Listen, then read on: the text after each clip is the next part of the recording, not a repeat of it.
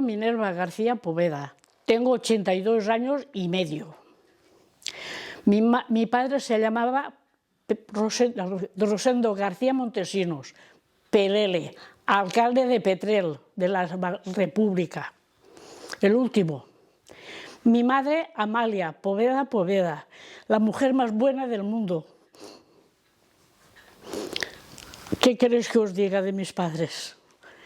Mi padre no lo conocí, por desgracia, pero los recuerdos que me han dado ha sido muy bueno, muy bueno, muy bueno. Y mi madre no tenía precio. La mujer más buena del mundo que he visto.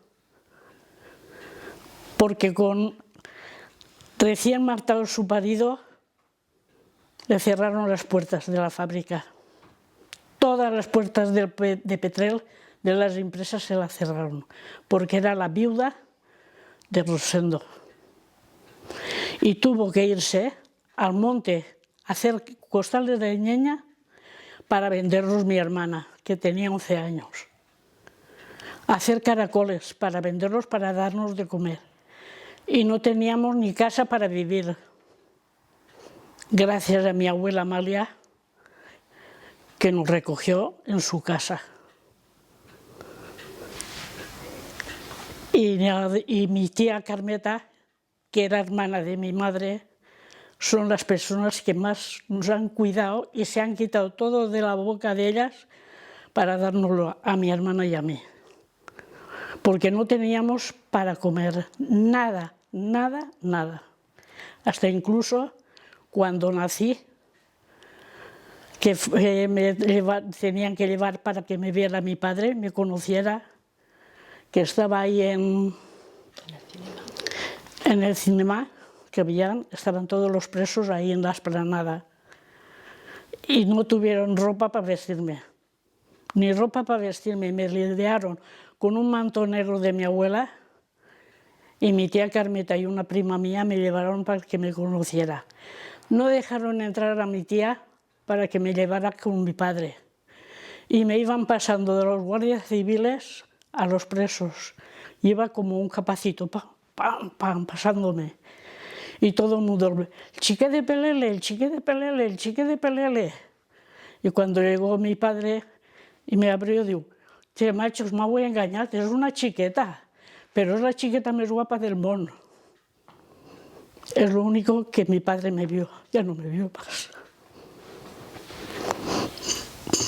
Y después de ahí se lo dejaron aquí en una aula de su colegio de aquí, del Primo de Rivera, que por desgracia la tenemos aquí mismo.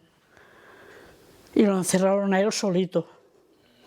Mi padre no era cristiano, católico, lo que quieras, pero no iba a la iglesia, no era cosa de él, no le gustaba.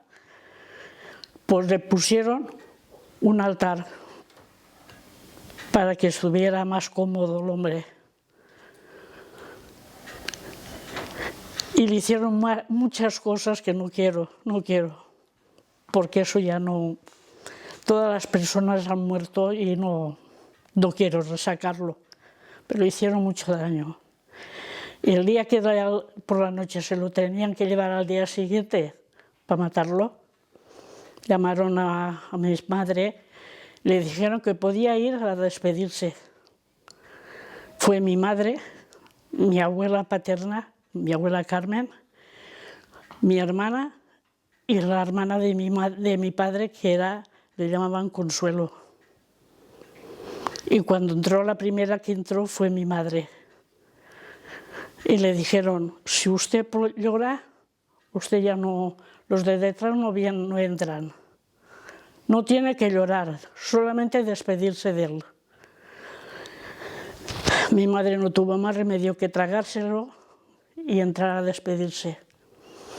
Y cuando salió por mi abuela, la cogió y mi abuela, ¿qué madre no que llora por ver que se van a matar a su hijo? ¿Qué madre? Y se la llevaron.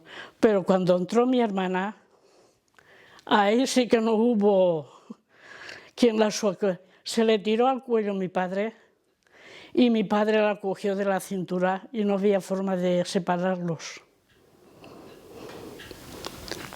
Y mi tía Consuelo ya no pudo entrar a ver a su hermano. Pero que te traigan, que venga tu padre por aquí, porque era esa calle la que subía, que venga él a las 6 de la mañana, todo oscuro, porque en noviembre es todo de noche, y una persona lo vio. Y se fue directamente al ayuntamiento. Fulano, Pelele ya está en esa casa. Y mi padre la vio la persona esa. Y cuando llegó allí a mi abuela, y a su casa, le dijo a su hermana, Consuelo, pucha y baixame la manta, que no tarden res a venir a per mi para llevarme a la presó. Y así fue. Besó a su madre y a su hermana y a mi madre y a mi hermana. Ya no lo vieron más. ¿Os parece bonito? Y después mi madre, porque mi padre y mi madre se fueron a Sueca, un pueblo de Valencia, a trabajar mi padre. Mi hermana, mi abuela Amalia y un primo mío. Y mi madre embarazada de mí ya con 6 o 7 meses. Cuando llegaron allí, se puso a trabajar, iban paseando por la calle de allí donde se paseaba y veían los camiones de los soldados que ya se había terminado la guerra, ya venían. Y uno de los que venían lo conoció. Che, Peleles, ven a tener nosotros, que nos vamos a Alicante, que hay barcos que nos vamos al extranjero. Mi padre dijo, pues sí, me vaig, y mi madre se fue y le puso unas mudas y se fueron. Cuando llegaron a Alicante los habían engañado, no había ningún barco. Y se tiraba la gente por no volver a sus casas para ahogarse. Mi padre dijo, jo no he fet res, jo no he matat a ningú, no m'ha menjat el mas de sang, doncs jo vaig, me tanquen en la presó, estic uns anys i després ja me saquen. Maldita la hora que el pobre vino. Y fue venir y ya no lo vieron más, a mi padre. Y hemos sufrido mucho, mucho, mucho, mucho. Y yo he visto a mi madre, la pobrecita, que ni fiestas, ni navidades, ni nada. Para ella no había nada. El último alcalde de la República, hija. Entonces, pues fusilar en el pueblo a un republicano, sindicalista, pues como que le da un valor. No hay juicio, realmente no hay constancia de ningún tipo de juicio. Nada. Simplemente lo cogieron, paseillo, es como mí. La suerte es que a él sí que se le enterró en una zanja. Sí. No está en ninguna cuneta. A mi madre la dejaron anulada para todo en la vida. Lo único que hizo es sacarnos adelante a las dos hijas que tenía. Y estamos muy orgullosas, muy, muy, muy orgullosas. Porque el monolito que habéis visto nos costó 4.500 euros. 4.500 euros. Y yo le dije, la mitad tú y la mitad yo. Yo no tenía el dinero, porque yo no puedo tener 4.000 euros nunca en mi vida. Pero yo hubiera sacado un préstamo. Y se lo dije a mi hermana. I mi hermana diu, no, tenint jo els diners els pagué jo. Tu ja fas prou que estaràs menejant-te per arreglar-ho i sacar el nom del pare a davant.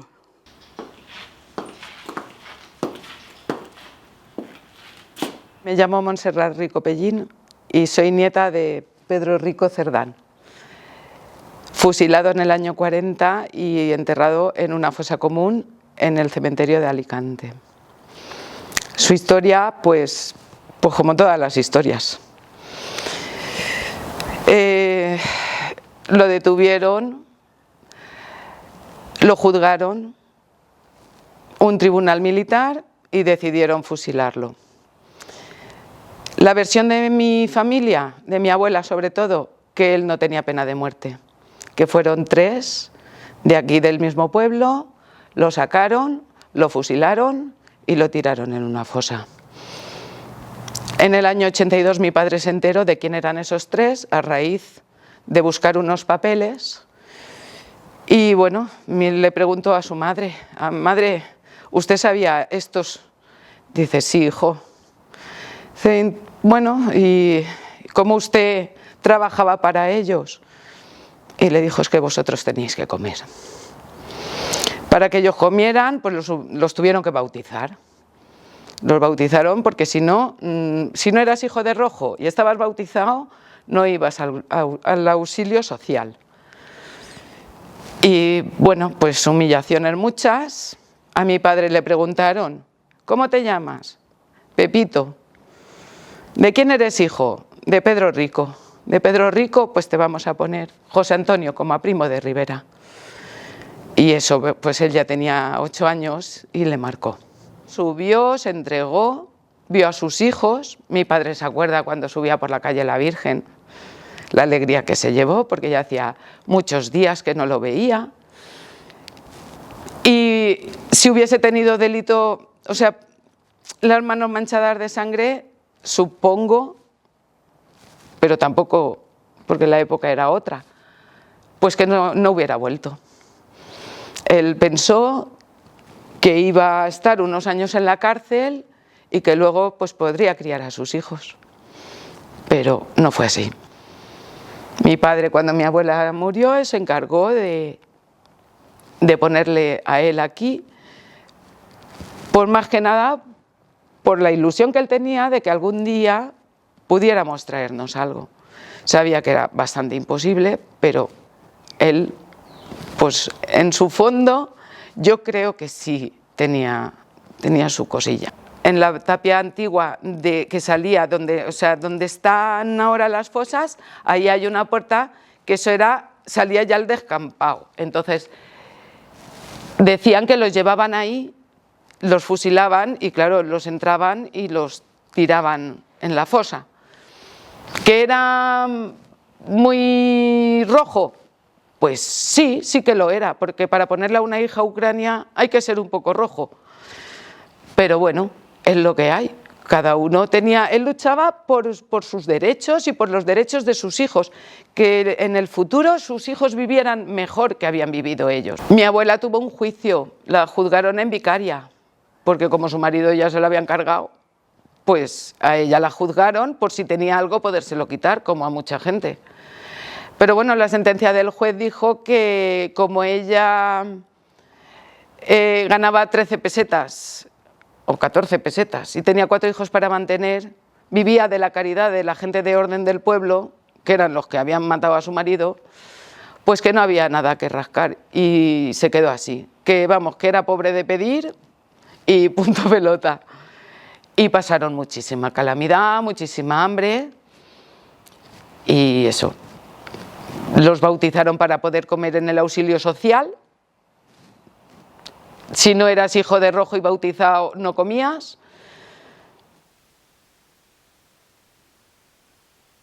Victoria San Bartolomé en Verdú. Pues mi padre lo detuvieron y lo encerraron. Luego yo tenía que ir a verlo y claro, no podía verlo bien. Era una cosa que yo esperaba poderlo abrazar, pero mira, pero así todo, menos mal que lo vi, menos mal que lo vi, porque pasé mucho. Mi padre lo detuvieron y yo tenía que llevar, pero era muy pesado. Cuando mi padre lo detuvieron, yo era una chiquilla, pasé mucho, porque claro, yo quería mucho a mi padre, pero como lo tenían cerrado y yo no podía verlo bien, lo pasé mal, lo pasé muy mal, porque es que una cosa es que lo veas pero yo no podía ni abrazarlo, lo pasé muy mal. Quería un abogado para hacerlo, pero no tenía yo dinero para poder salir de eso y lo pasé fatal, fatal. Porque mi madre estaba muy enferma de consecuencias de todo lo que estábamos pasando y ya no podía yo. Era muy joven para poder llevar eso para adelante, pero aún así todo salí, pero lo pasé fatal. Mi padre, pobrecito mío, lloraba mucho. Y yo de verlo a él llorar y mi madre enferma, ahí ya no podía yo. No teníamos dinero para poder salvar ni a mi padre ni a nosotros, porque también estábamos, nos señalaban. A nosotras, mi hermana y yo, lo pasamos fatal. Mi nombre es Rafa Masia Espí, ella es mi madre, que es Violeta Espí Payá. Mi madre es la hija de José Espí Reig sobrina de Salustiano Espí Rey, que es su tío. Mi tío. Este fue represaliado y fue fusilado en noviembre del 39.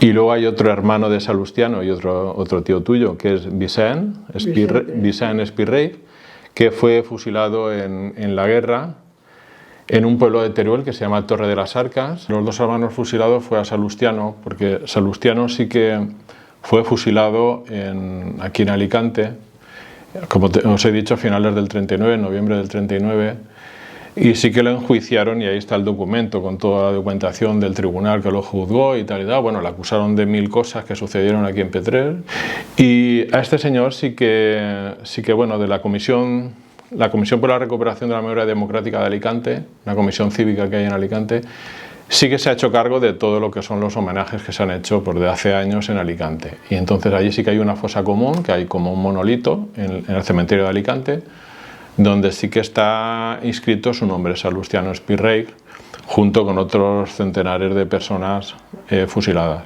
Le acusaban de casi todo a Salustiano. Pero lo más grave de esto es que cuando mi padre lo encerraron, ya lo llevaron ya al reformatorio de Alicante. Su padre es José Espí, el otro hermano. Cuando entró a la celda, donde ya lo recluyeron, le dijo el carcelero: ¿José Espí? Pues ayer se llevaron en el carro de la muerte, porque el carro de la muerte pasaba de noche y recogían a los que tenían que fusilar. Llevaron a un tal Salustiano Espí para fusilarlo. Mi padre, en sus memorias, lo escribía, luego lo reflejaron en un libro que tienen, que luego, vamos, se lo hicieron. Mi padre dice que no se desmayó, se cogió porque le dio toda una vuelta pues sí, Salustiano, porque Salustiano hay pocos. Ese era mi hermano. Y el pobre tuvo que tragarse el sapo y bueno, y hacer como... Pero eso, a la larga, también lo pagó mi padre, en enfermedades, en úlceras, en cosas, todo eso se paga. Pero vamos, aquí fue una cosa muy grande lo que pasó, por lo menos en la familia mía. Unos hijos que eran, vamos, la honra de sus padres, que no tenían nada que... Bueno, y los mataron. Y se pasó, y todo el jajaje, y... Cuando entra a la cárcel, mi abuela, su madre, está embarazada de ella. O sea, todo el embarazo...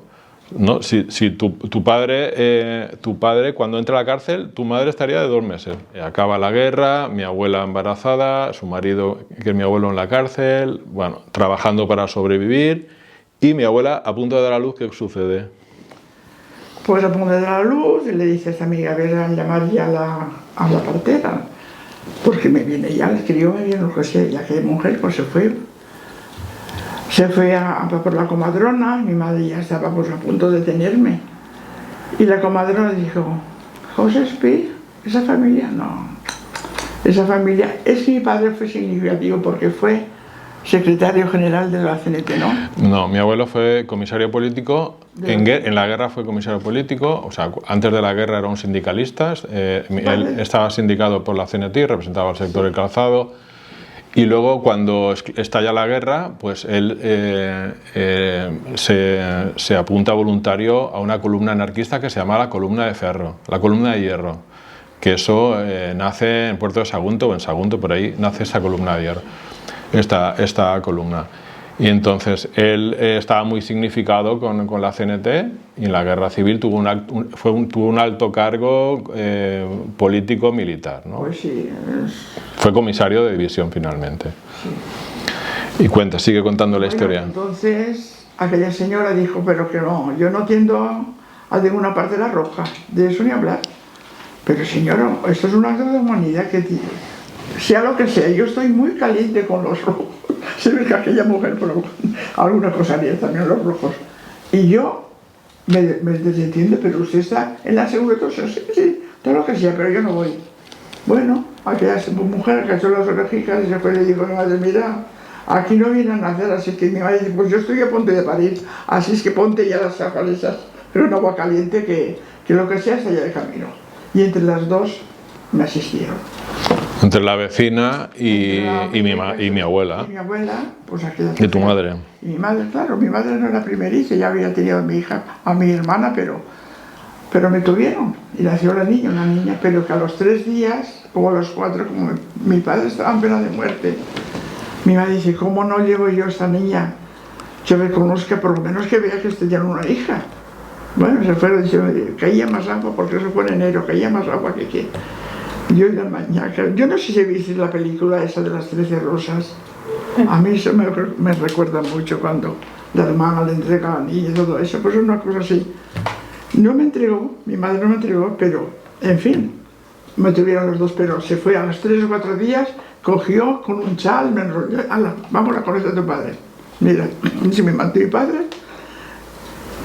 tu padre es que ni te veía, mira si tenía agobio. María, esconde esto, María, quema lo otro, María, no vais. Dice, bueno, mira que en ella tienes, ay sí, bonica, pero él estaba más. La maderita que llevabas cuando ibas a ver a tu padre de bebé, sí. me la he traído de la tienda que está ahí. Ahora sí, porque me la guardé, ahora sí eso la enseñamos. Es que nos ponían una maderita y cuando llegaba al patio, José Espi, su niña, pero claro, es que él estuvo 8 años encerrado. Al estar 8 años... No, mi abuelo estuvo 4 años y medio encerrado. Lo que pasa es que entraba y salía, pues cuando cumplió los 4 años o por ahí, a lo que sucedía en Elche al final se lo culpaban todo a mi abuelo, ¿no? A mi abuelo, y los más significadores de Elche son los que finalmente, si repartían octavillas, pues ¿a quién buscaban? A los que habían, a los más relevantes, pues Espi para adentro, y se tiraba otros 4, 5 o 6 meses. Yo he visto cómo se lo llevaban a mi padre, ya recuerdo yo, cómo se lo llevaban esposado. ¿Cuál era la educación que se iba a impartir en ese momento en España? Que se iba a impartir en ese momento. Porque en esos meses ya empezaban la educación que se empezaba a impartir ya en España era la de educación fundamentalmente católica, ¿no? La línea conductora era el catolicismo, que eran los aliados del franquismo, por supuesto. La Iglesia Católica fue una cruzada, ¿no? Y entonces los que se pusieron al lado de la Iglesia Católica, el 95% fue Franco, y la Iglesia con Franco, vamos. Te lo digo porque la anécdota es la siguiente. Había un colegio de chicas cerca del palacio, que era la cárcel improvisada esta, donde estaban los desgraciados de los rojos, todo piojosos y todo lleno de sarna, todos hechos una puta mierda, pues que sepáis que las monjitas sacaban a los presos y los exhibían a las alumnas diciendo, mirad, estos son los demonios rojos. Eso no está inventado, eso lo escribió mi abuelo, y mi abuelo no magnificó ni aumentó ni una coma. Y eso sucedió, y eso fue aquella educación que se empezó a impartir. Y esas monjitas sacaban a esos señores, que eran, pues ya era una basura humana, que eran nuestros abuelos, ¿cómo irían? Que los sacaban, entonces lo exhibían como, estos son los malos, que sepáis que estos son los que provocaron. Eso grabó mucho. Y eso, pues bueno, eso fue una de las anécdotas. Luego, pues el hambre que se pasó en la guerra. Yo me acuerdo lo contaba la yaya siempre, de llevarle algo de comida. Ah, sí, mi madre llevaba comida porque había otros que no tenían nada para comer. Y mi abuelo sería un afortunado que podía su mujer llevarles comida. Entré en unos cacharritos como si fuera una lecherita, y ahí llevaba pues garbanzos y cosas, no sé mi madre qué mucho lo haría, porque vamos... Esto aquí ponía, iba un bebé que era Violeta, que le cambiaron el nombre, porque ya a mi abuelo y a mi abuela le pusieron el nombre de Violeta, pero luego no pudo llevar ese nombre nunca, entonces en el DNI aparece Josefa. Sí, eso de mi padre. Entonces esto lo llevaba mi madre siendo un bebé de 3 o 4 años para visitar a su padre colgado del cuello para entrar a la cárcel. Entraban a la cárcel los bebés para no perderse. Leían José Espi, que está el nombre de mi abuelo. Y mi padre se veía corriendo. Aquí tiene su niño. José Espi Reig, 7º dormitorio. Y aquí Ana María Payá, que es tu madre.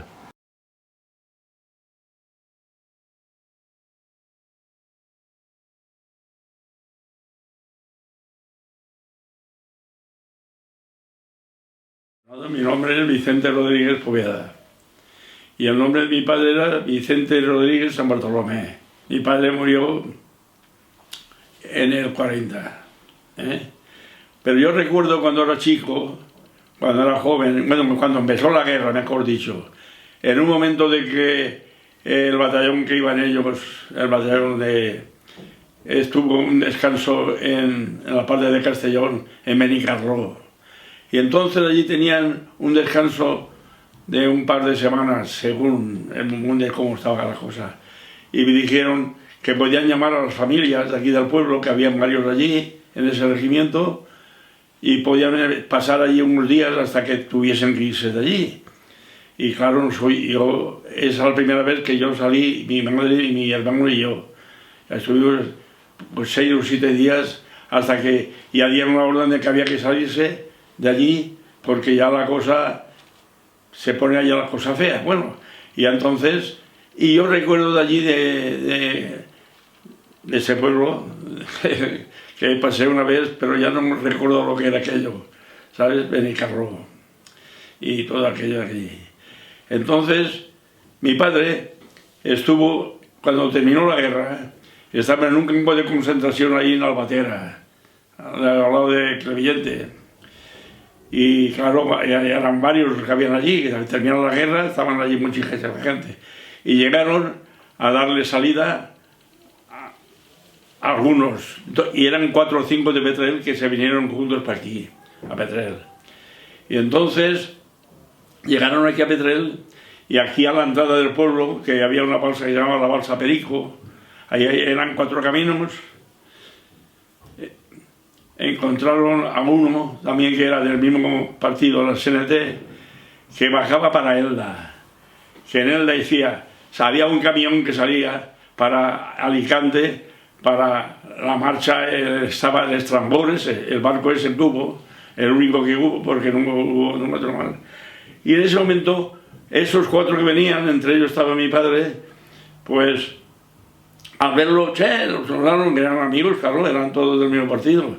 Que por ahora venimos de tal sitio, pero, oye, aquí el pueblo está muy movido, había mucho movimiento en el pueblo, y aquel les dice, como iba a Elda, porque él sabía que salía un camión de Elda al puerto de Alicante, pues les dijo, hay mucho peligro en Petrel, está muy movido el pueblo está movido, y entonces mi padre y los otros, pues yo cuento por lo que dijo mi padre. Bueno, pues, ¿qué pasa? No pasamos nada, hemos estado en la guerra y ahora hemos venido y estamos aquí. Mira, está la cosa muy fea. Pero yo me voy porque sale el barco este y estaba el camión en el que se fueron varios, que llegaron, este señor que habló con ellos, llegó ahí a salirse con el barco este, el Estrambor este, que llegó a estar en Marruecos muchos años. Bueno, pues ellos vienen aquí al pueblo, entran, ya era oscureciendo ya la noche, y a cada uno se va a su casa. Mi padre se mete en su casa, pero resulta que, claro, cuando llegan allí a mi casa, pues mi madre pues, dijo lo que estaba pasando en el pueblo, que estaba la cosa fea, que eran demonios lo que había aquí en ese momento. Y entonces mi padre dijo, bueno, pues mira, como yo tenía a mi abuelo, el padre de él, tenía una finca ahí en la parte de... ya no me acuerdo yo el nombre. De este sitio. De la costa. La costa. Llevaba esa finca a mi abuelo, era mediero. Entonces él dijo, bueno, pues me voy. No sé si durmió esa noche en el pueblo y a la madrugada se fue allí hasta que el pueblo se tranquilizara y pasara nada. Pero a los 2 días de todo eso que él ya se había ido aquí arriba al campo para ver hasta que la cosa se controlase y todo, pues una mañana, en esos 2 o 3 días que hubo ahí, llamaron en la puerta de mi casa, serían las 8 de la mañana, no eran las 8 aún. Me acuerdo de todo eso, si me acuerdo es como si fuese ayer todo eso. Baja mi madre, yo era, pues ya ves, yo tenía, estábamos en guerra por 7 años, 7 ahí yendo para 8, claro. Y yo me bajé detrás de ella, a ver, y mi madre abre la puerta y se encuentran 2 falangistas con mosquetones y todo, y violentan y dicen, ¿dónde está Vicente? Preguntando por mi padre. Y mi madre dice, pues está en el campo con su padre. ¿Es de verdad que está en el campo? Pues claro que está en el campo. ¿A dónde va a estar? No va a estar en el campo. Bueno, pues nada, hay que avisarlo que a las 12 tienen que estar en el pueblo, en el ayuntamiento. Entonces mi madre se subió 2 casas más arriba, que vivía mi abuela. Estaba mi abuelo que se iba al trabajo y por cierto no tuvo que irse porque al decirle a mi madre, esto es lo que hay que llamar, y de aquí del pueblo allí hay no menos de 11 kilómetros. De aquí a pie, claro. Y aquel dice, nada, pues me voy a avisarlo. Y entonces él se va para arriba, y cuando llega allí serían por las 10 de la mañana ya, cerca de ellas. Mi padre estaba allí peleando con las cosas de allí del campo, y ya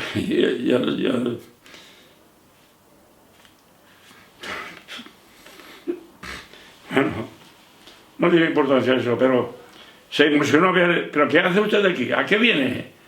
Dice, Vicente, vengo a hacerte una razón. Le dice,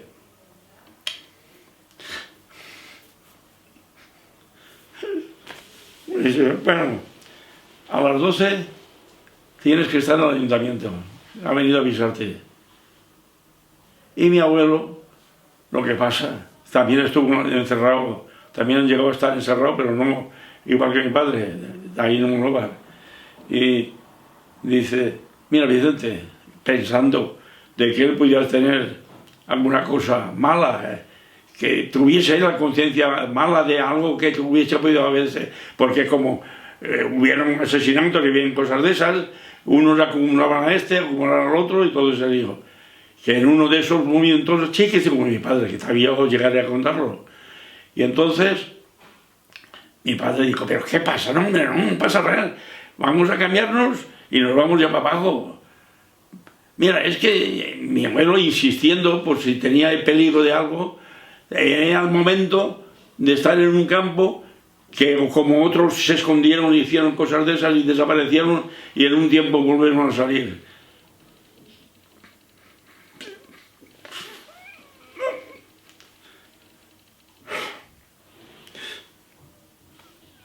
Se vino para abajo. Llega al pueblo, se cambió de ropa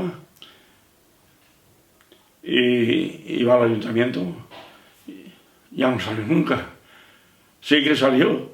Estaba allí y ahí se tiró por menos una semana. El ayuntamiento, una oficina del ayuntamiento que lo metieron allí.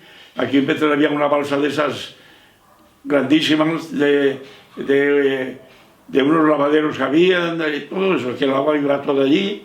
Y él desde allí. Y nosotros íbamos todos los días a llevarle la comida. Durante esos 6 o 7 días llevarle la comida. Y allí había un guardia, un cabo de guardias municipal, que nos sentaba en un banco que había allí y nos veía la comida que llevábamos, escarbaba a ver si llevábamos alguna cosa mala o cosas de esas. Y mi padre desde esa habitación, despacho, había una ventanilla que ella lo veía todo lo de fuera. Y mi padre se ponía hecho una fiera de ver que aquel hombre, a 2 chiquillos que teníamos 7 años, yo 7 años por ahí, mi hermano tenía 3 menos que yo, 2 y medio. Y en fin, bueno, pues de ahí ya se lo llevaron a Monóvar. Y de aquí yo me encontraba ya un chiquillo, ya como estaba diciendo, estábamos allí en la plaza jugando, todos los chiquillos, y yo sé que mi padre estaba allí dentro porque iba yo todos los días allá. Y en ese momento llegó un coche, me lo tengo bien del coche, me se quedó grabado, y hasta el chofer me se quedó grabado. Y ese coche prevenía de la fábrica ¿cómo se llama?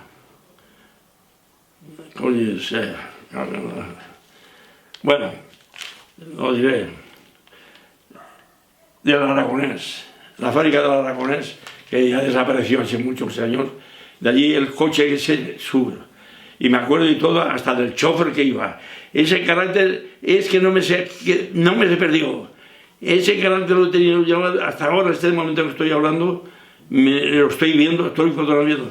Y yo a ver a mi padre que lo sacaron atado. Es que lo sacaron atado. porque no es que lo vi yo, estábamos todos los chiquillos, y hasta hace poco tiempo, un muchacho que ya falleció, estando hablando un día ahí en el parque, me sacó a relucir eso, y me dice, Vicente, ¿tú te acuerdas, estando jugando en la calle, allí en la plaza del ayuntamiento, cuando sacaron a tu padre? Yo digo, claro que me acuerdo, Paco, era Paco, claro que me acuerdo. Y lo llaman atado. Pero si mi padre, yo he intentado saber la verdad de mi padre, si era lo que querían que fuese, que él no fue, y todo el mundo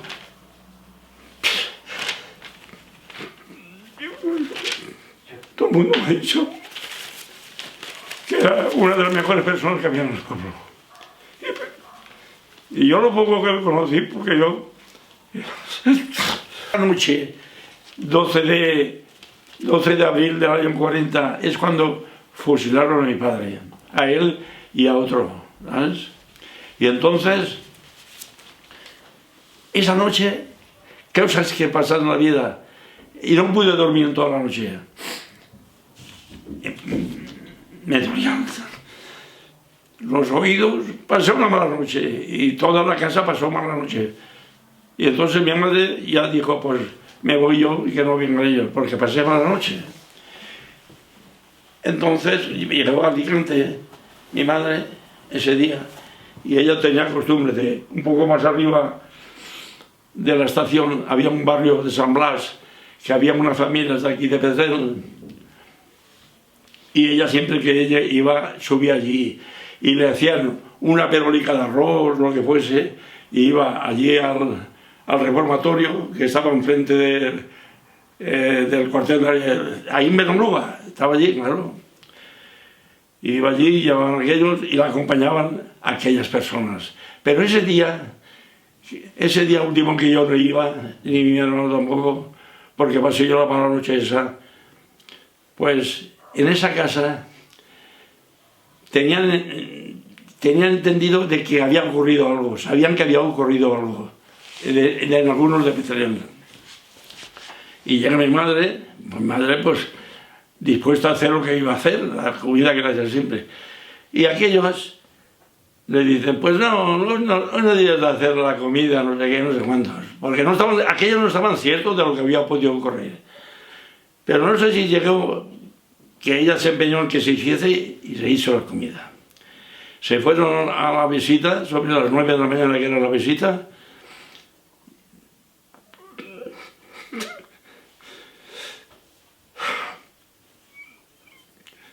Se apunta y la sectan.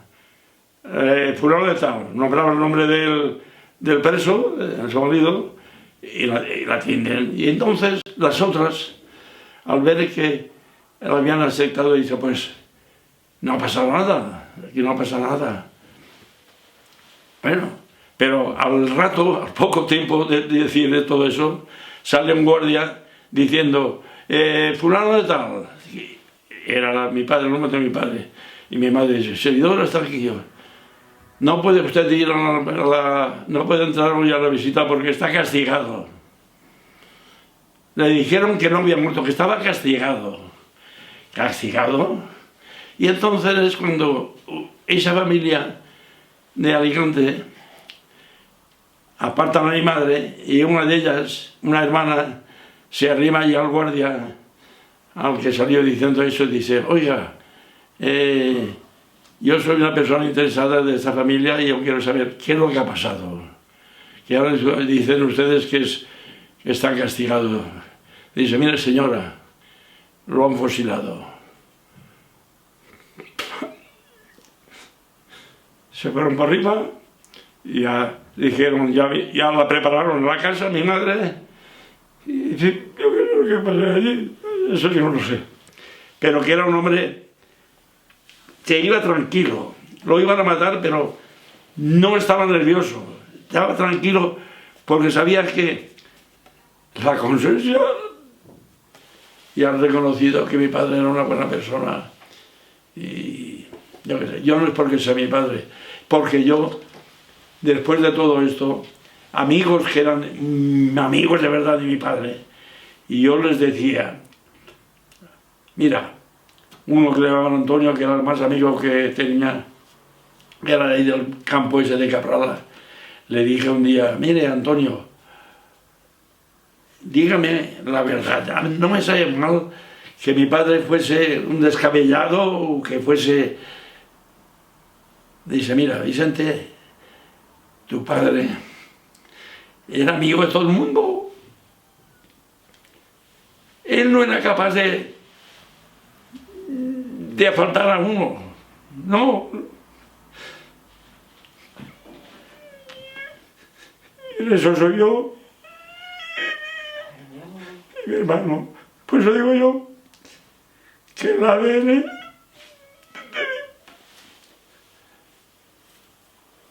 que era una buena persona. Y, bueno, hablé con otros. Quiero que me digáis la verdad. No, porque yo quiero saber la verdad. No es que quiera que me contéis que era la gloria, que si no era la gloria a ti. Pero no podemos decir nada, Vicente.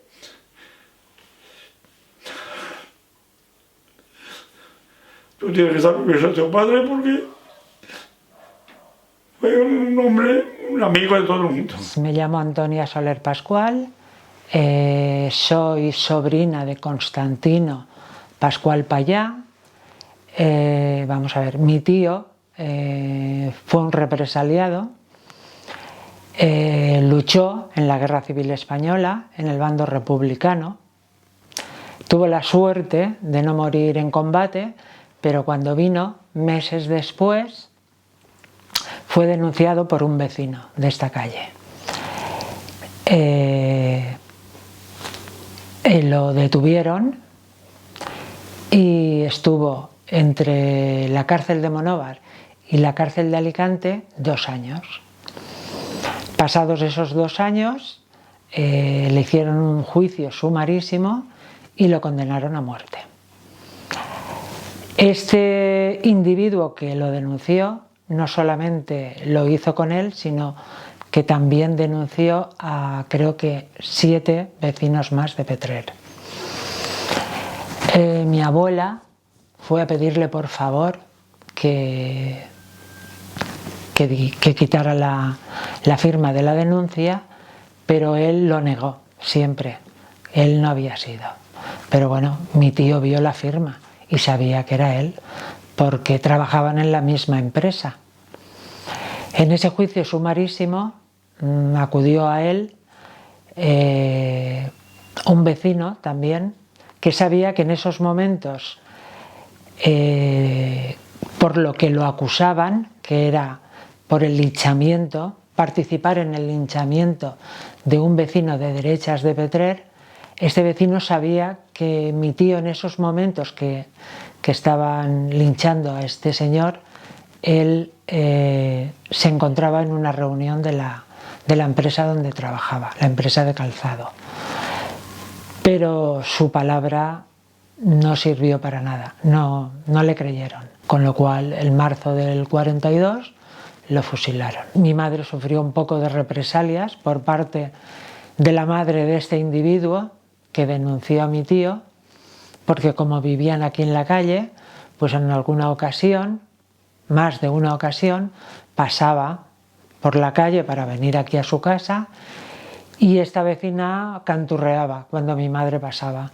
Un día mi madre se enfrentó a ella y le dijo que no tenía vergüenza por hacer eso que estaba haciendo, ¿no? De canturrearle cuando ella pasaba.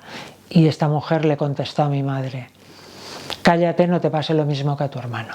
Me llamo Amapola Mico Santos y mi abuela era una represada. Se llamaba Josefa Poveda Beltrán y la mataron en la cárcel en el 42. Y ya yo me acuerdo que el día ese de cuando vinieron por ella, vinieron 2 policías porque mi madre estaba ya en la cárcel cuando vinieron por mi abuela. Yo de mi madre no me acuerdo de que cuando se la llevaron, pero de mi abuela sí, porque como no había nadie en mi casa, me tuvo que llevar con ella y me metieron en un calabozo del ayuntamiento con ella. Ya a media tarde, ya cuando se iba a ser de noche, vino un policía que era el más malo del Petrel y me sacó de allí. Y me llevó a casa de una tía mía y me quedé allí. Y claro, al otro día, pues mi tía tenía su hija y no podía, bueno, que no querían hacerse cargo. Y me llevaron a las hermanas de mi padre, pero resulta que las hermanas de mi padre dicen que no podían darme de comer. Y al tampoco poder mis tías darme de comer, me llevaron a una hermana de mi abuela, que la pobre mujer estaba enferma, no se levantaba de la cama, estaba siempre acostada. Y allí me recogieron. Y estuve los 2 años y medio allí hasta que mi madre salió de la cárcel. Pero claro, que en ese tiempo de los 2 años y medio pasé lo mío, porque era un perrito callejero. Porque resulta que tenían cabras y yo iba a llevarlas al ganado. Por las mañanas me levantaban a las 8 y iba a una panadería que le llamaban El Rollero a coger tortas de cebada. Y el hombre, como había servido con mi padre y aparte era muy amigo, siempre me daba una. Decía, dame 5 tortas, y me ponía 6. Yo contaba 1, 2, 3, 4, 5, 6. Estás engañado, hay 6. Tú no sabes contar. Pero lo hacía para que me la comiera yo. Pues yo salía a la calle y contaba 5. Y en eso tenía yo 6 años. No te creas que tenía 20 años. Contaba 5 y cogía la otra y en la mano. 5. Pues esa que tenía en la mano me la comía. Antes de llegar a casa de mi tía. Porque es que estaba siempre asustada. Porque siempre el Santo Palesmo era amapola. Bueno, pues todos los días lo mismo. El rollero, las cabras. Y había una señora que se llamaba Amparo, que era el Amparo Felipez, porque su marido se llamaba Felipez, que tenían mucho dinero, eran unos terratenientes, tenían ganado, tenían mulas y tenían muleros haciendo las faenas de los que tenían, sembraban y todo, cogían panizo, maíz de ese y me acuerdo que ponían montones y para pelarlas y todo. Y esa señora me mandaba a una casa que vendían hierba, que tenía unos conejos y todo, me mandaba por apoyarme. Todos los días me mandaba una peseta de hierba. Y la mujer siempre le sobraba algo de comida y me la daba.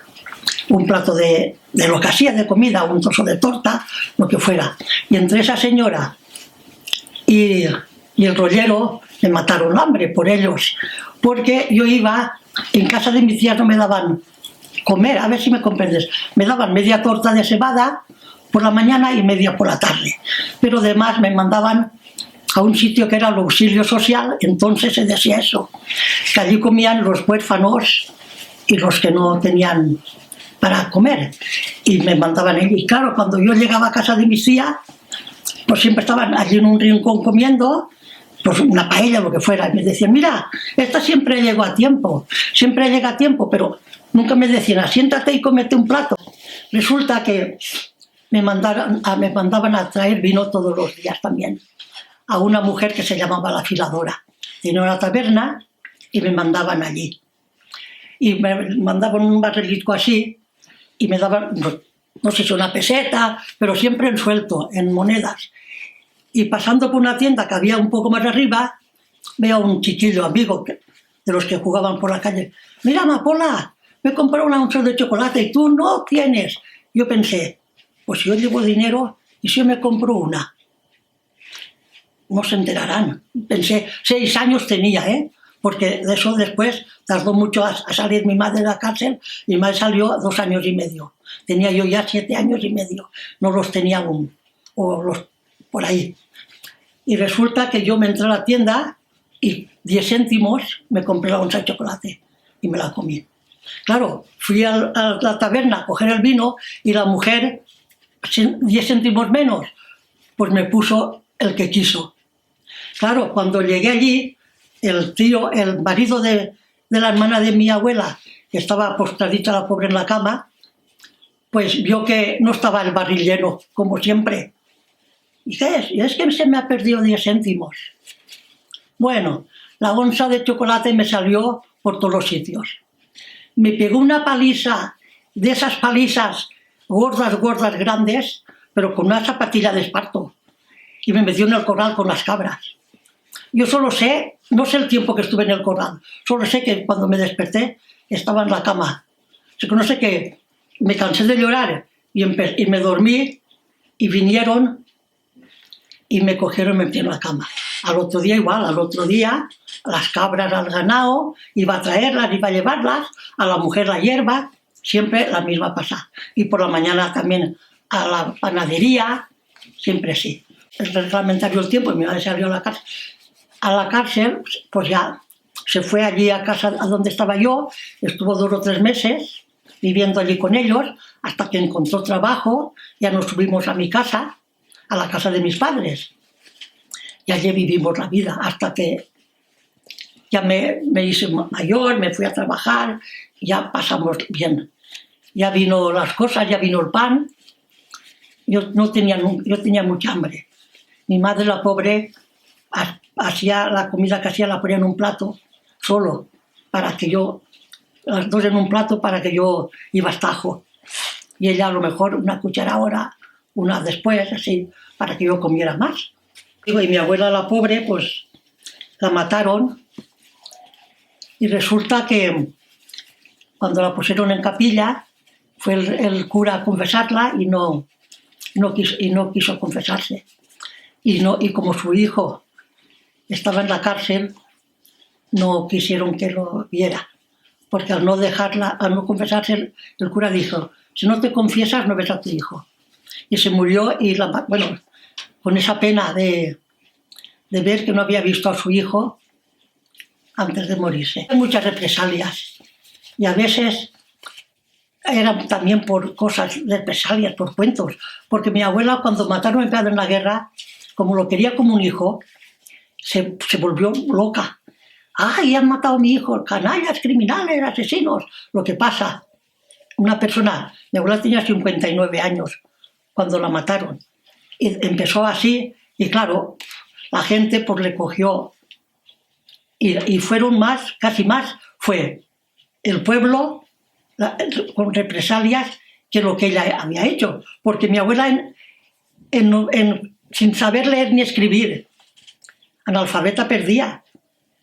¿Cómo ella iba a armar todas las manifestaciones que se llegaban aquí en Petrel?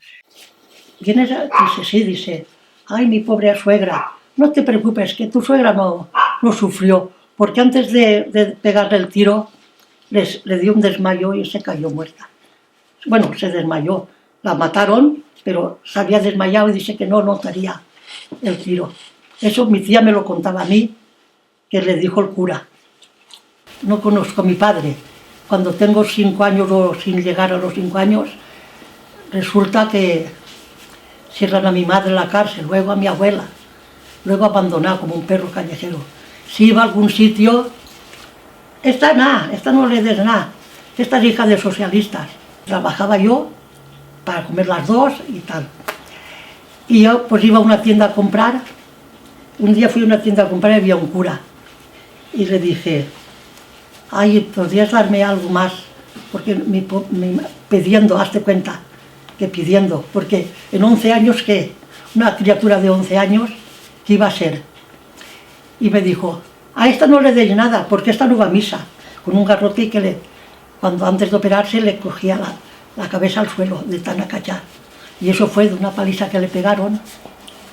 Le pegaron una paliza estando en la cárcel, aquí en Petrel, estando aquí en Petrel aún. Le pegó una paliza tan grande que se conoce que le hicieron la espalda polvo. Soy Toñi Serna, en la actualidad soy secretaria autonómica de Calidad Democrática y Cooperación en la Generalitat Valenciana.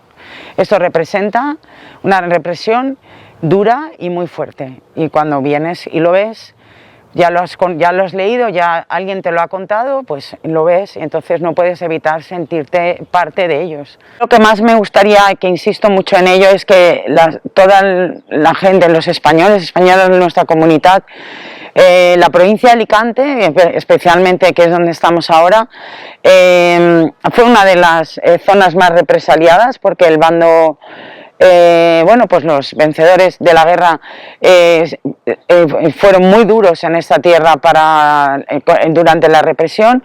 La gente vivió una época horrible, terrible, después de lo que supuso una guerra. Todavía tuvieron que soportar 40 años de silencio, que, bueno, pues que no se hablaba ni se podía hablar de todo esto, y muchas familias fueron señaladas. Y yo lo que me gustaría es que la gente entendiera que cuando nosotros trabajamos ahí en esto, no lo hacemos para decir mira lo que pasó y mira lo que nos sucedió. La historia la construimos todos los días con nuestras acciones, con nuestras actitudes y con nuestra manera de ser. Si nosotros no somos capaces de explicarle a la gente qué fue lo que sucedió, podría volver a suceder. Y esto no tiene por qué volver a suceder, no puede suceder más. En cualquier otro país del mundo, y voy a poner un ejemplo muy fuerte que a toda la gente le llama mucho la atención, pero cuando ocurre aquí ya no quieren hablar del tema. En Alemania, la Alemania nazi, sería impensable que nadie hablara de lo que ocurrió o lo que le pudo ocurrir en los campos de concentración. En España pasaron cosas muy parecidas y nadie quiere hablar de ello. ¿Por qué? Porque allí perdieron la guerra, aquí ganaron la guerra, y cuando ganaron la guerra continuaron en guerra. Yo no sé por qué no ha salido, creo que saldrá hoy mañana, ¿no? ¿Pero salió lo tuyo? No. Yo vi un pedacito. ¿Cómo es posible? Yo le dije que pasaba con nuestra... Que a ver qué pasaba con nuestros muertos. Que aquí no se explicaba. Hola. ¿Ves esto? Lo ha hecho el concejal del PP. Esto, para que se apoye bien eso y no se hunda como está. Y sin embargo, el Manresa, que es el que le hemos dicho que arregle esto. Sí, lo de que se ha quedado eso es del agua, ¿no? Pues eso es la que dice que... Pues que aparte de que hay aquí 4 o 5 años que hay que...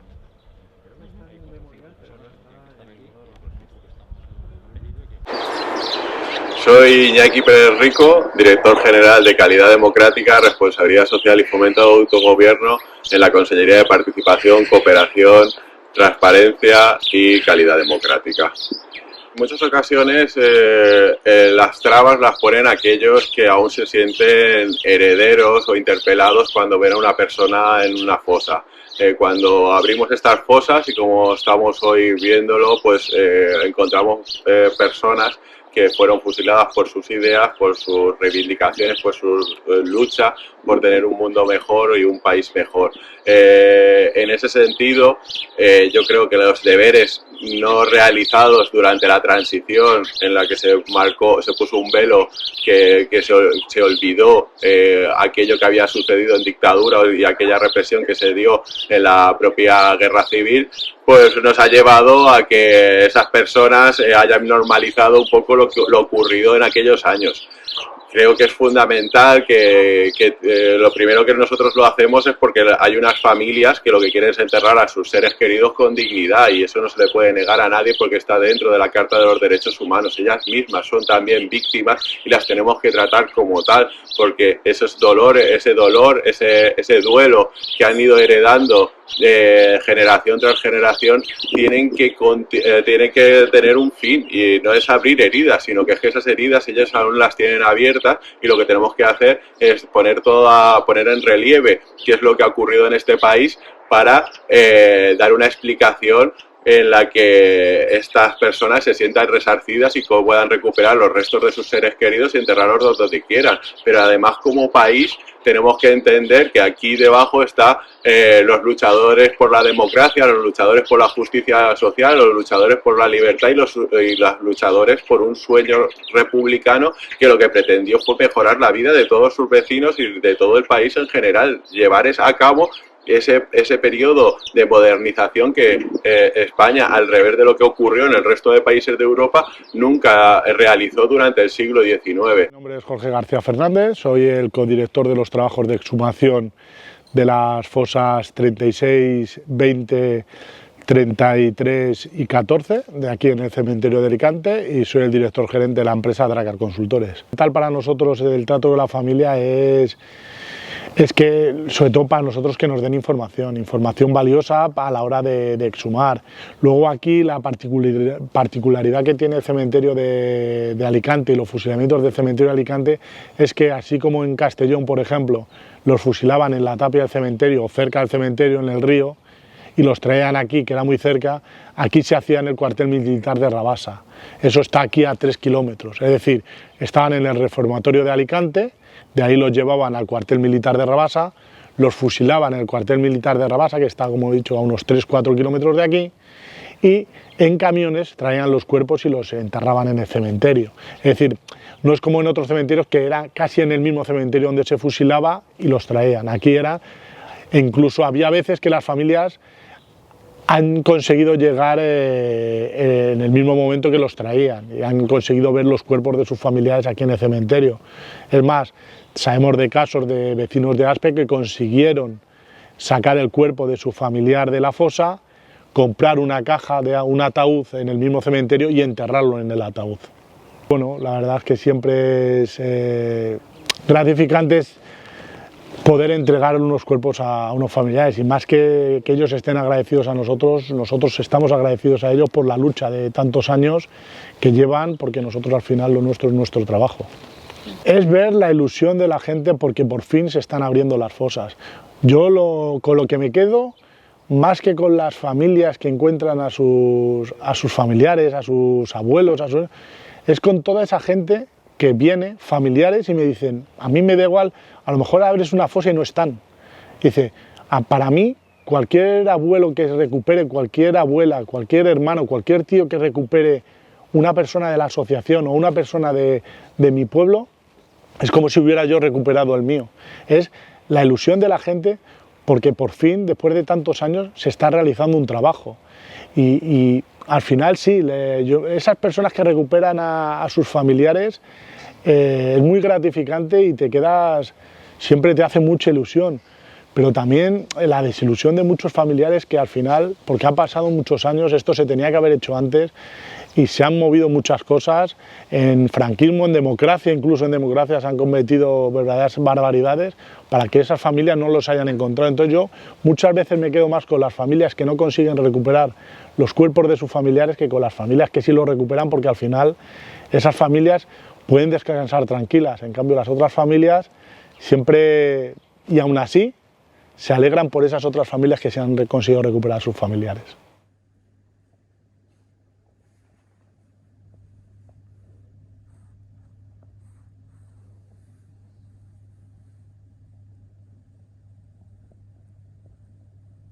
Bueno, pues soy Fernando David Portillo Esteve y soy el concejal de Cultura, Patrimonio y Memoria Histórica del Ayuntamiento de Petrer. Bueno, yo creo que hay dos vertientes. Hay una vertiente que es claramente donde ese compromiso tiene que estar, que el primero es en la recuperación de la memoria de las víctimas, en este caso, y de los familiares de las víctimas, para que se conozca y tengan el reconocimiento que en su momento no tuvieron en esas dramáticas circunstancias en las que perdieron la vida o tuvieron, no siempre perder la vida, tuvieron que exiliarse, perdieron sus puestos de trabajo, perdieron sus propiedades, acabaron en la cárcel. Creo que hay un compromiso ético, ¿no?, y de reconocimiento que todavía llega tarde, pero llega, y creo que en eso llevamos ya unos cuantos años de manera importante haciéndolo. Y luego hay una parte patrimonial, y histórica e incluso turística y económica, que es la peculiaridad que tiene Petrer y esta comarca con Elda y Monóvar, con esos acontecimientos que sucedieron en el final de la guerra y el hecho de que el último gobierno de la Segunda República celebrara sus dos últimos consejos de ministros aquí en nuestra localidad, en la finca El Poblet, en la posición Juste, y de aquí saliera o partiera a través del aeródromo del Fondo al exilio. Por tanto, el último gobierno, la última sede del último gobierno de la Segunda República y los dos últimos consejos de ministros se celebraron aquí, ¿no? Y eso yo creo que nos da una singularidad que tenemos la posibilidad de aportar, de ponerlo en valor, y ya tenemos la ciudad sin ley integrada dentro de una ruta histórica que hacemos por el término municipal, que todavía no incluye el Poblet, esperemos que pronto se pueda incluir. La ciudad sin ley es una zona industrial, es una zona que desde los años 10-20 del siglo XX tiene una importancia en cuanto a fabricación de calzado aquí en la zona, que es una industria que está muy potente, pero que en época de guerra se ha de reconvertir, se convierte en fábricas de armamento, ¿no? De construcción y reparación de armamento. Y ahí es donde gana un peso específico, un peso especial dentro de esos acontecimientos de la guerra civil, que después pues, se ha mantenido, y tenemos ahí el ejemplo de los refugios antiaéreos que se mantienen en la zona, determinada simbología o letreros que todavía se mantienen en esta zona y que dan juego pues, a esas visitas. Y por otra parte, pues esa finca del Poblet, que está en término municipal de Petrer, que está al margen de lo que es el casco urbano y por tanto pues, es una zona aislada, poco visitada y visitable, pero que tenía muy buenas conexiones, tanto por carretera como en avión a través del aeródromo del Fondó, a muy poquita distancia de aquí, como incluso por ferrocarril, porque el ferrocarril está encajada la finca entre la carretera, la histórica carretera de Madrid-Alicante y el propio ferrocarril, y por tanto tenía muy buenas conexiones para estar conectado tanto con Madrid, con la capital, que ya entonces no era capital de la República, como con la zona de costa y lo que es más importante, los puertos de Alicante y Cartagena. Bueno, personalmente a mí me pilla muy de cerca en el sentido de que es algo que yo he estudiado, que he vivido indirectamente también en algún familiar, en un hermano de mi abuelo, con lo cual esa vinculación pues ahí todavía está.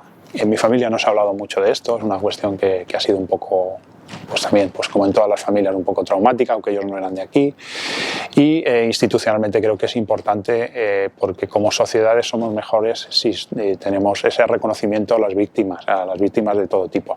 Lo decía, aquí hace muchos años que las víctimas tienen esos reconocimientos, que tienen nombres en calles, que tienen incluso una placa, que a nosotros, sinceramente, yo siempre insisto, no me molesta. Yo creo que ese reconocimiento a las víctimas tiene que ser así, pero tienen que estar integradas todas las víctimas, porque desgraciadamente pues, hubo también otras víctimas que durante muchas décadas su experiencia y su nombre pues, ha sido borrado de la historia y creo que hay que recuperarlo.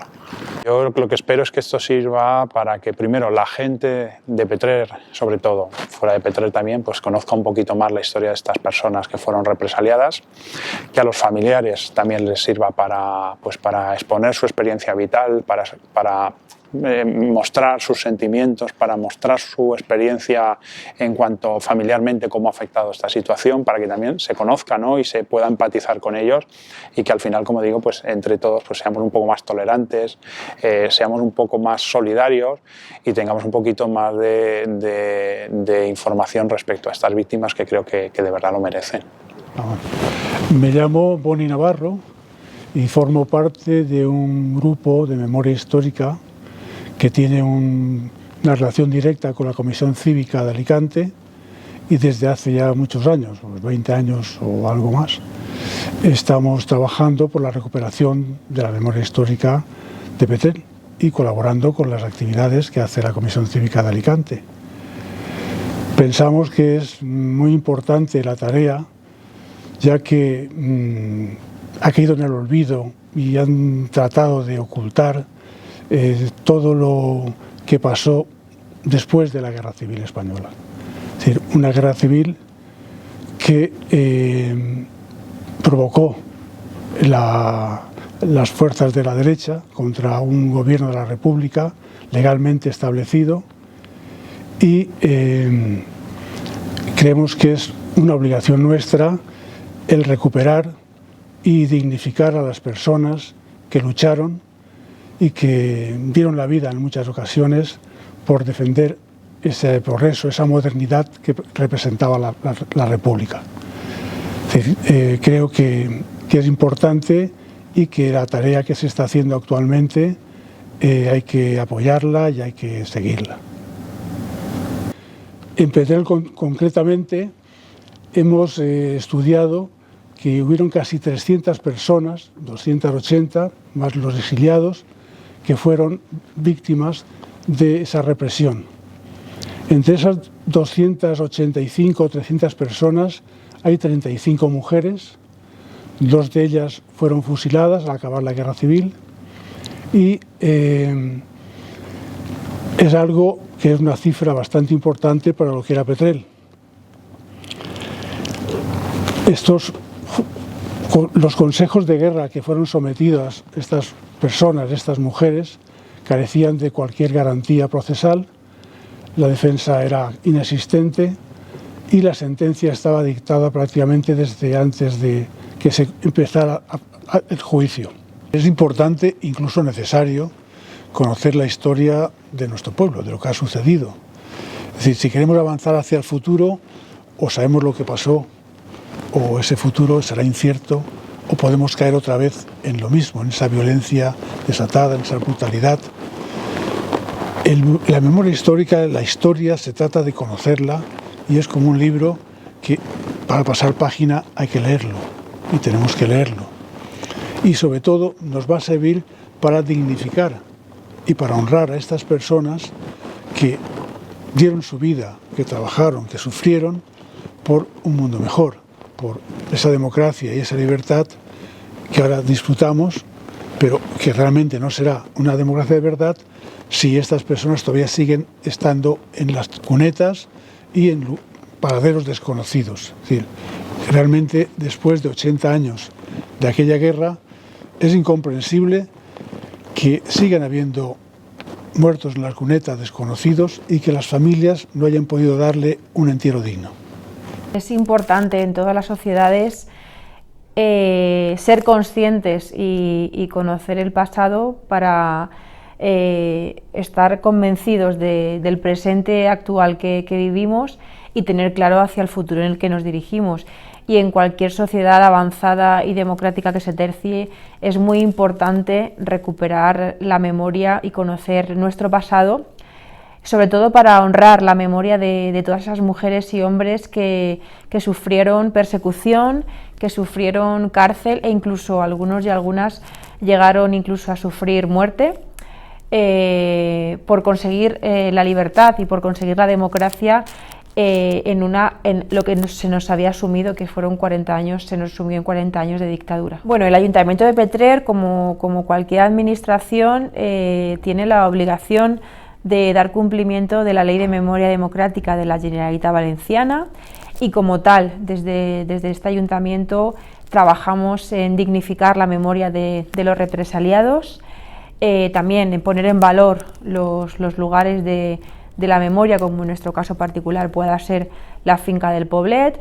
También trabajamos con la elaboración de documentos y ediciones que ponen también en valor ese momento histórico, y eso es entre otras actuaciones que se vienen realizando, pero siempre desde el firme convencimiento del cumplimiento de la Ley de Memoria Democrática marcada por la Generalitat Valenciana.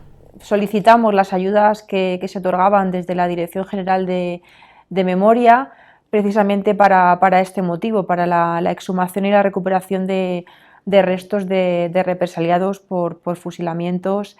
Y en concreto, en el caso concreto de Petrer, se había localizado a una persona que, según las informaciones, fue fusilado en el 1942 y estaba enterrado en la fosa número 35, y puestos en contacto con la familia, pues se ha trabajado intensamente en la recuperación de estos restos, que pueden ser el inicio de la recuperación de otros si tuviese constancia de dónde se encuentran los restos.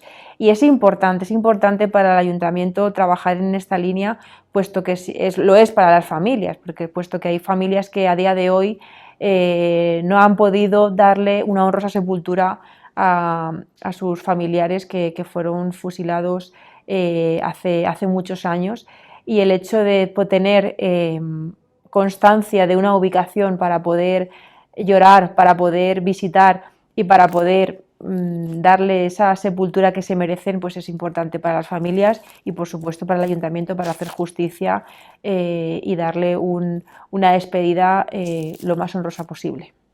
Bien, cuando hablamos de la finca del Poblet siempre viene ligado a su importancia, ¿no? en una época determinante para nuestro país y sobre todo también para nuestra ciudad, como fue la Guerra Civil. La finca del Poblet ha tenido diferentes usos durante este periodo. Fue utilizado como hospital de de sangre, fue utilizado también como escuela infantil, y la especial relevancia lo que significó, por el significado del hecho histórico en sí, fue que en febrero del año 1939 fue sede para el presidente de la Segunda República, Juan Negrín, y fue el lugar donde se celebraron los últimos consejos de ministros antes de que en marzo del 1939 partiese hacia el exilio. Por lo tanto, eso es la importancia que tiene en sí, puesto que fue la sede, como decía, del último Consejo de Ministros de la Segunda República. La intención de este ayuntamiento y la intención en consonancia con la Generalitat Valenciana, con su declaración de Vic de esta finca, es que finalmente pueda ser visitable. Es cierto que los propietarios anteriores, la familia Gras, ha conservado la edificación y la finca en las mismas condiciones que hace 80 años, y los actuales propietarios con los cuales se está en negociación, tanto por parte del Ayuntamiento como por parte de la Generalitat Valenciana, es que finalmente, y tras esa declaración de Vic, pues se pueda llegar a un acuerdo para que la finca sea visitable y todas las vecinas y vecinos de Petrer y cualquier persona que desee visitar la finca, visitar la edificación y poder pasear y poder acudir al lugar donde se celebró ese último Consejo de Ministros, pues pueda ser una realidad, siempre en coordinación y siempre con el visto bueno de los actuales propietarios. Es importante, como decía anteriormente, tener conciencia del pasado, y por ello todo el trabajo y todo el esfuerzo radica precisamente en que se conozcan todo lo que sucedió a lo largo de un periodo importante, que comenzó con una guerra y que acabó en una dictadura, y que ha supuesto y ha marcado el destino y al final ha marcado generaciones de generaciones y generaciones a lo largo de todo el siglo XX. Por lo tanto, todos nuestros esfuerzos van dirigidos en que se conozca toda esa parte de la historia en todo ese periodo. Bueno, yo como alcaldesa de Petrer entiendo que es importante que se ponga en valor la memoria histórica, la memoria democrática, puesto que ya hemos hablado de este tema anteriormente, y es que dignificando la memoria de las personas que fueron represaliadas de una forma u otra, pues estamos dignificando que esas personas puedan descansar y se pueda honrar su memoria de manera digna. Por lo tanto, es de plena necesidad que exista la memoria histórica, pero sobre todo que exista la memoria democrática para todas esas personas.